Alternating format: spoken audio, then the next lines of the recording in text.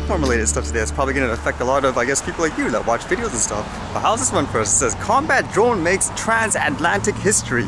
A combat drone has made history after flying non-stop from the US to land in the UK. The Protector RGMK-1, also known as the MQ-9B Sky Guardian by its manufacturer, General Atomics, has become the first ever transatlantic flight of a medium altitude long endurance drone. And it's a pretty big drone too. Actually, I know the first reaction of people would be, holy cow, look at these weapons now. I'm actually thinking, if this is basically a success, when are we going to see things like this for just regular plane travel and stuff like that? It's just a matter of time before that happens, right? It's an interesting thought too, because people always say keep drones away from the manned aircraft. So how about stuff like this when it takes over the manned aircraft? So is everything going to be changed like again in terms of, I guess, regulations? Will the manned aircrafts have to stay away from the drones? And I think for YouTube, I guess when it comes to things like news, you guys are going to start seeing a lot more, I guess, mainstream sources getting pushed more. It says here, building a better news experience on YouTube together. The work of trusted journalist organizations is as critical as ever, especially when it comes to seeking information about current events online. So I guess like an example, like it shows here with the screenshot, if you were searching for something like the Guatemala volcano with that recent event, since it's a developing story, it'll be marked as such, and it'll show first, like here, the higher news sources like CBS, Fox News, and CNN, as opposed to, I guess, just anybody basically publishing it up. As well, I read this one before where when you search for some kind of news story, they're going to add kind of additional information from sources like it says here from Wikipedia and the Encyclopedia Britannica alongside the video so that you can determine, hey, is what I'm seeing real, or here's the other side of the story.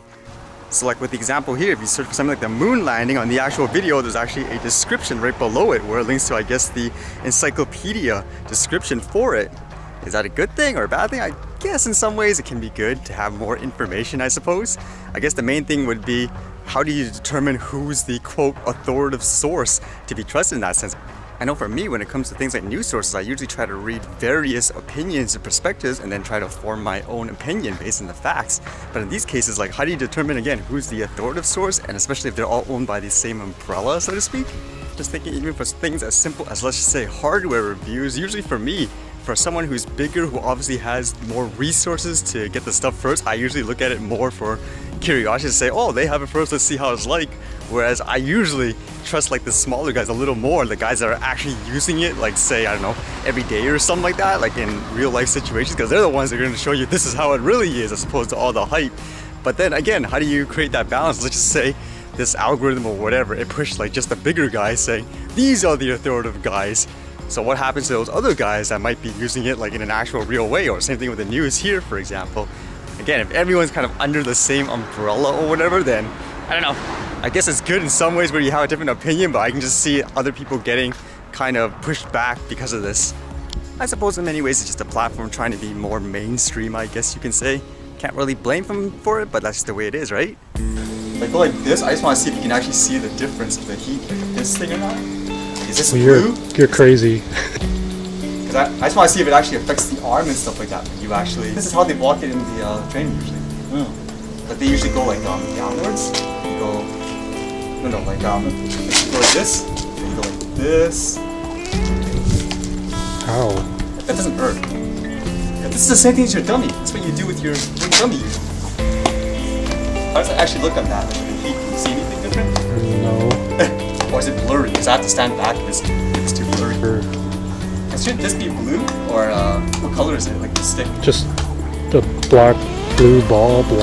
Change color? Oh yeah, the stick is a little bit brighter than the rest of the stick. Okay, so push as hard as you can. Kind of black here. Oh, I feel like I'm gonna break the stick.